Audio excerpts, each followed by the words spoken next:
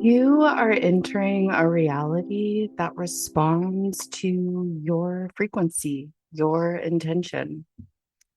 This is Inner Orbit, and I'm your host, Auburn Lilly, diving into the astrology of August.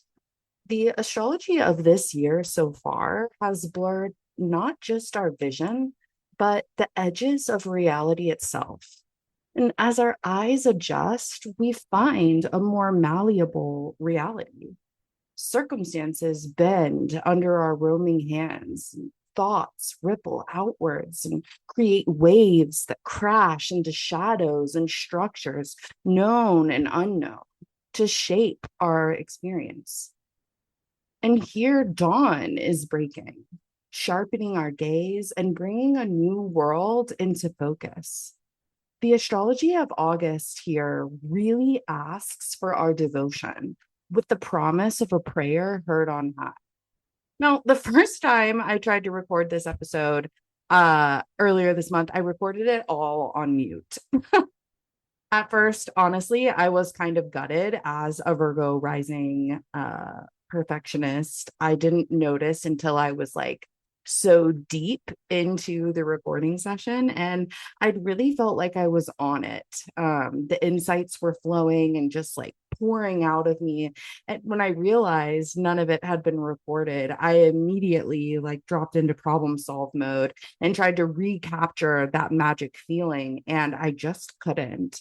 And so, after giving my computer the cold shoulder over something that was entirely my fault, followed up with navigating a few family health crises, I'm finally ready to get back into this material and really let this episode be what it wants to be rather than trying to remember exactly what I said the first time.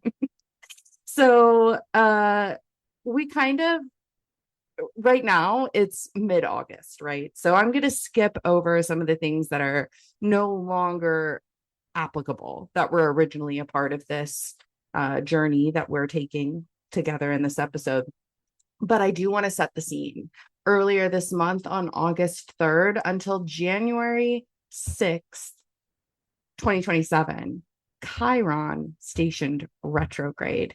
This retrograde starts out in Taurus from August 3rd to September 17th and continues in Aries from September 17th through January 6th of next year.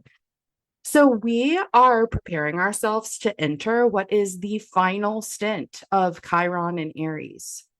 Chiron has been guiding us to tend this wound of the self, this wound of incarnation, this wound of being here now since 2018. And it makes total sense if you look at, the pop spiritualism, pop astrology, everybody, not everybody, but so many people really, you know, finding a healing path, embarking on a healing journey. Think of like all of these like people who had their first spiritual awakening since Chiron entered Aries. And we've really been as a collective, no matter where Chiron falls in your chart, no matter what house Aries rules, this has been a journey of self-healing for so many. Um, and we're not going to experience this same healing magic again until 2068. So this retrograde kind of gives us a dual opportunity here. I think that first we get the opportunity to reflect on what this Chiron in Taurus energy has been, which started earlier this year. And then we'll get the opportunity to really close out this chapter that began in 2018. So Chiron entered Taurus on June 19th, earlier this summer. And so during this first phase of the retrograde until about mid-September, really reflecting on what your relationship to your body has been like, what your relationship to your abundance, your resource, your sense of value, your sense of worth. And I think stacking on that healing journey of the self, your self-worth, what that's been like for you over the course of this summer, what lessons you've learned, what you can take away from this journey so far, and what it might tell you about what this larger Chiron and Taurus journey is going to be like. This transit will last quite some time, right? And so in now until September 17th, really reflecting on these Taurus themes, looking at maybe what house Taurus rules and where that falls in your chart, what other placements you have there, and what that might mean for the future. And then as Chiron re-enters Aries on September 17th and remains retrograde there until January 6th, perhaps reflecting on your journey since 2018. What has characterized your healing journey? What have you learned? What have you mastered? What are you ready to move on from? What cycles are you ready to finally complete? And then earlier this month, August 9th until August 25th, we've been experiencing Mercury in Leo. And, Mercury was tied up in Cancer for quite some time. So the fastest moving planet was lost in the Cancerian seas from June 1st until August 9th. So this Mercury in Leo time period has been an era for communication breakthrough, for things that have been put on pause to now come back to surface, to come back up for reassessment, reapproach, and also like reignition, right? Really getting our gears turning again. And I also think that this has been a deep call to creativity and authenticity. If you look at least in, my little corner of the internet, so many people are talking about authenticity, what it means to truly be yourself in this day and age, and how we determine something that's inauthentic. I mean, we can even see that in the, discussions that people are having around AI and the way that authenticity is the solution. It's the balm that saves the day. And so I think the opportunity in these final days of Mercury and Leo is to really follow what lights you up. Maybe get a little crafty, let yourself be inspired, and really behold your creations. And then I think that there's an opportunity here to reflect on how you've transformed, because Mercury has been opposite Pluto this month, and how you've expanded because Mercury has been conjunct Jupiter. And so there's been a lot going on under the surface, and for some of us on the surface as well, but at least under the surface is what I'll say. And it's preparing us for this next wave of aligned action. I feel very much that in this eclipse season, we're in this like wait for it period, this like, are you ready? Brace yourselves period. And then things really kind of like kick into gear from here.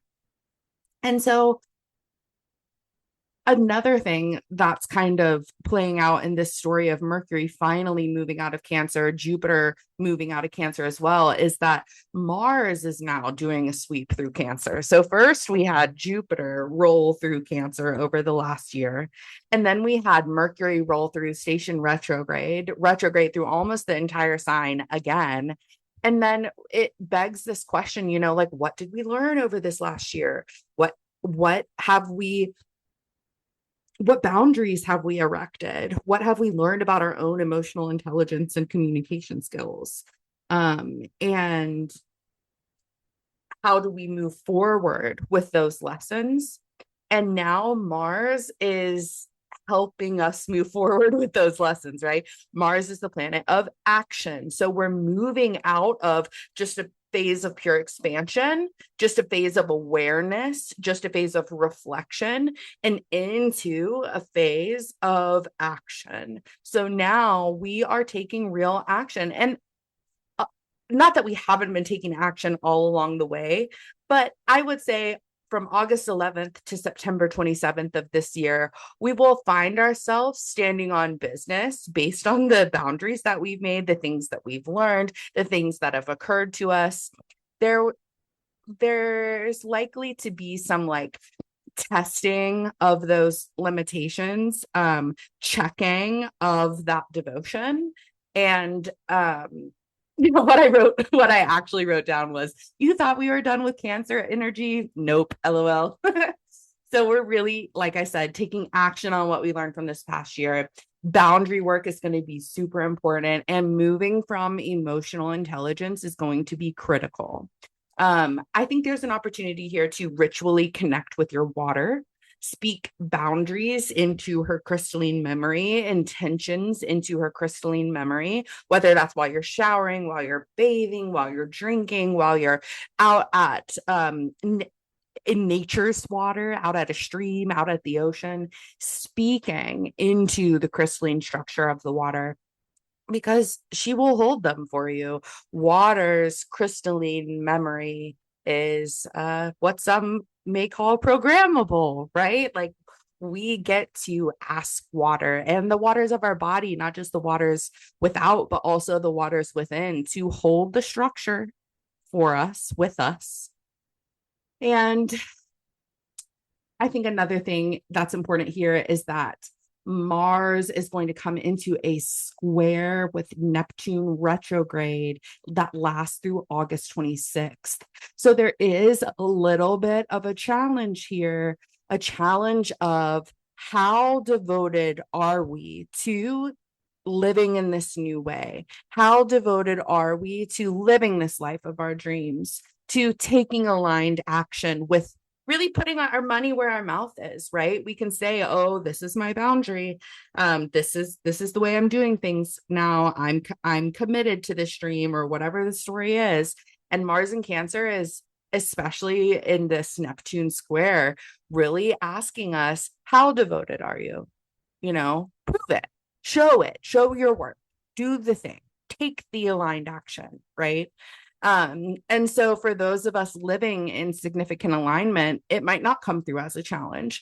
But for those of us who may be, questioning ourselves or wobbling, I think is one of the common words for it, the little wobble. We all wobble a little sometimes.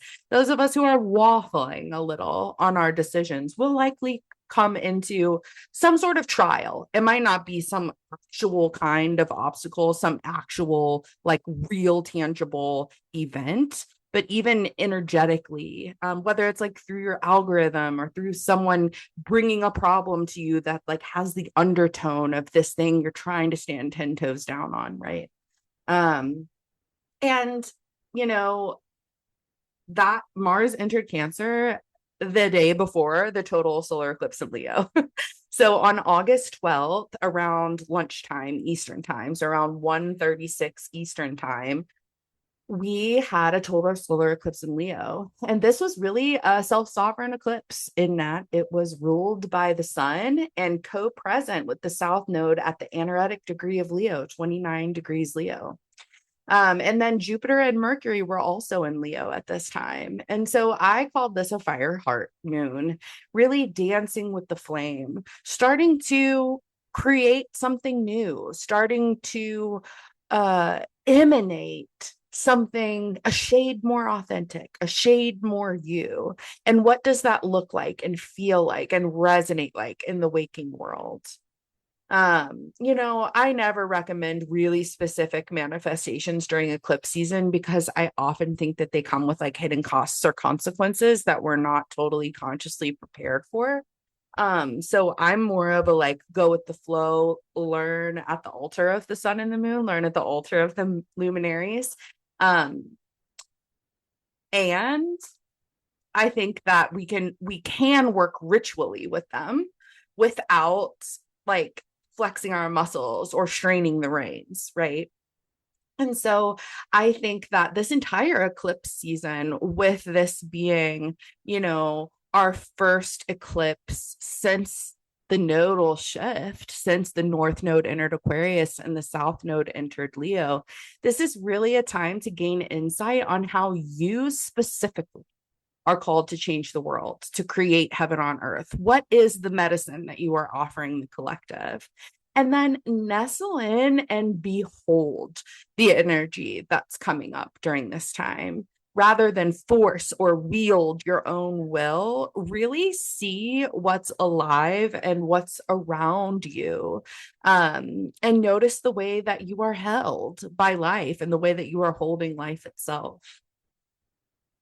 And then finally, this is August 21st that I'm recording this, by the way. Tomorrow, finally, the sun enters Virgo. We've had no major earth energy for quite some time. I think we had on the solar eclipse, I think only Black Moon Lilith and Chiron were in earth signs. Black Moon Lilith was holding it down in Capricorn, and the newly minted Chiron and Taurus were the only two holding it down in earth signs. And so this is a time where we're really coming back down to earth. We've been in this kind of like swirl, like sky on fire NATO circumstance with all this fire and air energy. And now we're coming back to not just earth, but to the altar, right? With Virgo as the priestess, opposite Pisces as the divine. And so we come into Virgo season where we will have that lunar eclipse in Pisces coming up so soon. And so, as the sun is in Virgo leading up to this lunar eclipse, I think that the invitation here is to really analyze what the solar eclipse exposed in its strange light and tie up any loose ends that we've had, like storylines that have been running since January 2025. But also, I realized like this morning, before I came on here to record, that really this nodal journey, it really got a raging start in my world in September 2024, when the lunar eclipse in Pisces aligned with Hurricane Helene here in Western North Carolina. And so if you think back, January 2025 is when the North Node entered Pisces. But even back in September 2024, what storylines have you been playing out since then that you're complete with? And I know what mine are. I know what a lot are for Western North Carolina in general. And so I think this is a time for analytical wisdom, remaining in that emotional intelligence that this Cancerian energy has been teaching us, and coming into this energy of analytical wisdom, optimization, and devoted spiritual realism. Get real with yourself about what's next, what needs to be done, what needs to be tended so that all of this can perform and operate smoothly. I'm recommending like reflective journaling and card pulls during this time leading up to the eclipse, aiming to understand and orienting to solution. Learn something new. One thing that I'm going to do, and I'm going to talk about this on social media, I think like post on Instagram, maybe even TikTok, who knows? Depends on my mood, I suppose. But I want to make a curriculum for myself this Virgo season. My friend Sydney did it inspired by someone else last year sometime, I think, or maybe it was 2 years ago. I don't even remember. But I saw it and I've been enchanted by it, and I just haven't done it yet. But I was like, Virgo season seems like the perfect time to like really make myself a learning journey rather than just be on a, when I feel like it, I'll read this text or whatever the story is. And so I'm placing that here on the altar because I'm going to be doing it. So if you want to do it too, maybe we can learn from each other. So a curriculum or an ideal schedule or ideal daily routine or daily ritual. This is a time to ground. And so as we head into this lunar eclipse in Pisces, really thinking about like how you can orient well to the way ahead and how you can make peace with the past and tie up any lingering storylines, any lingering energetics, whether that maybe on the other side of the lunar eclipse, a cord cutting, or if you're feeling bold, I mean, do you? Trust your intuition always. Would I do a cord cutting on the lunar eclipse? Maybe. Would I tell you if I did? No.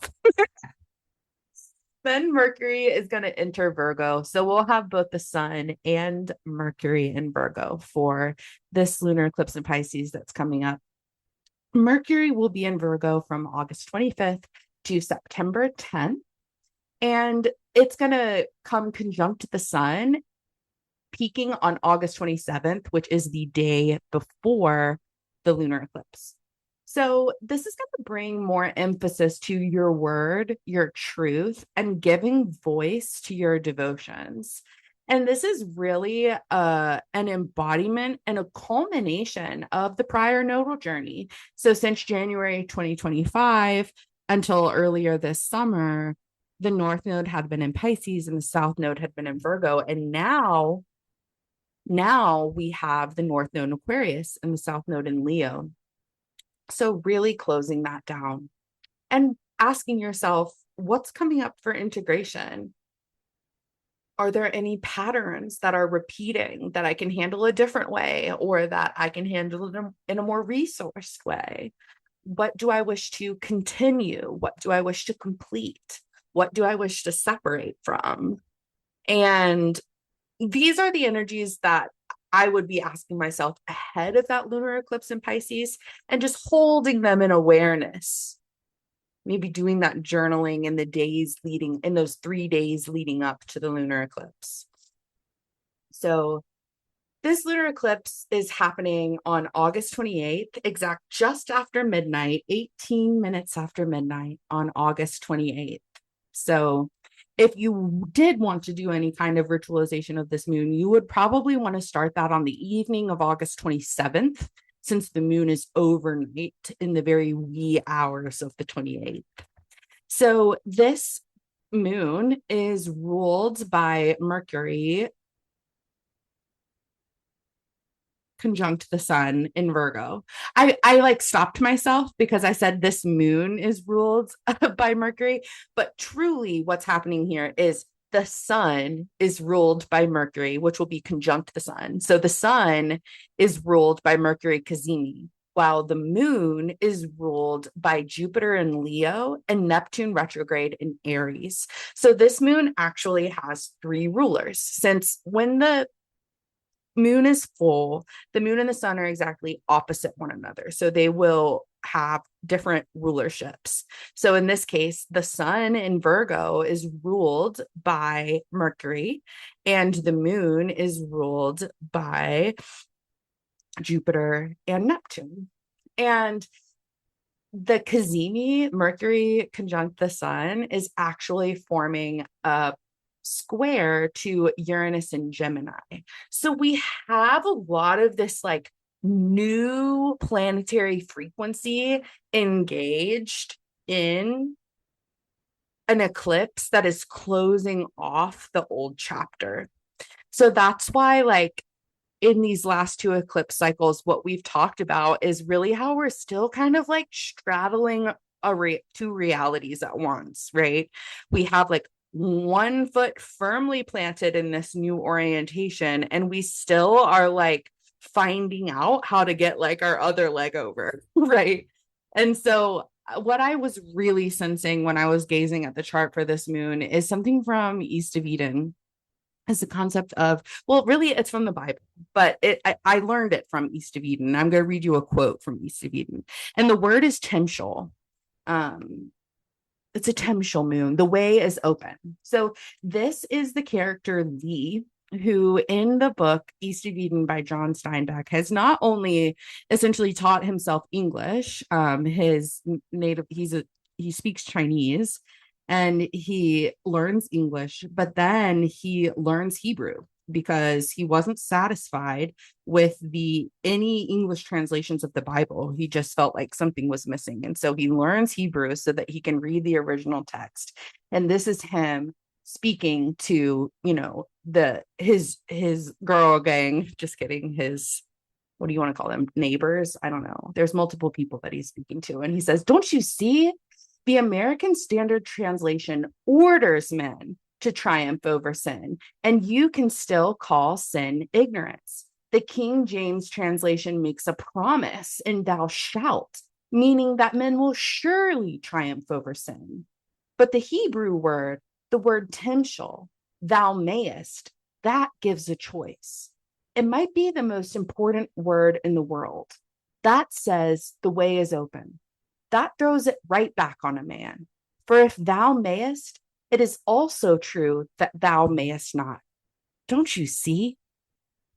And so we're talking about like when God spoke to Cain, he said, thou must triumph over sin in one translation. And another, he said, thou shalt triumph over sin. And in this original translation, he says, thou mayest. The way is open. So in this case, with this moon, it's like the way is open. We can repeat the past. Surely we can. We can commit to this new way. We may commit to our new boundaries. We may commit to our dreams. We may commit to tying up these loose ends with this eclipse, or we may not. And the way is open. And it is on your shoulders, and it's on your heart. This is your life, this is, you get to make the decision ultimately, is what Timshel says. And it was actually the first tattoo I ever got was Timshel on my 21-year-old bicep. And I try to live with that knowledge every day, that every day I get the opportunity to do what I know I need to do. And if I choose not to do it that day, then it is what it is. But this moon feels like a big cosmic reminder that the way is open for our dreams to come true, but to actually like walk that path of our dreams coming true, we actually have to walk that path of our dreams coming true. And so I think the opportunity with this moon is to gather up the artifacts of all that you're completing and lay them on the altar of this moon. Devote yourself entirely. See your boundaries as sanctifying the temple, making your space holy ground. It's also a time to honor your spirit team. I think this is a great moon for prayer. An excellent moon for reverence, an excellent moon for vigil. And if you're feeling it, we can get together a little ahead of the moon on Wednesday, August 26th at 7 p.m. Eastern. We're going to gather for Unfurl, our lunar eclipse ceremony. This is for our paid subscribers. And in this ceremony, we'll cover the meaning and medicine of eclipses, the signatures of this particular eclipse season, and what that means for the next 6 months. And we'll do a cycle completion meditation that you can do live on the call or repeat on the evening of the eclipse, or both. And like I said, this gathering is included for our paid subscribers. So if you haven't already, you can upgrade your subscription and join us for just $8 a month or $80 a year. And then we will wrap up the month, of course, with the astrology of September. I will actually remember to hit record, so that will be fun. We will wade through the frequencies of the month. highlight potent astrological dates for ritual work and attune to the highest timeline available together. We'll join each other live on Monday, August 31st at 7 p.m. Or you can catch the replay as an episode here on Inner Orbit on September 1st. And another thing I want to mention before I hop off is that for the rest of August, my astrology readings are 50% off with the code Eclipse. So if you want to go ahead and take advantage of that, you don't have to book in before the end of the month. Like your appointment doesn't have to be in August, but you have to book the appointment before the month ends, if that makes sense. So I could see you in September, October, November. I could see you next year, but to get the discount, you'll want to claim it before the end of the month. And if you have any questions about that, don't hesitate to reach out, and I'll see you next time. Blessed be.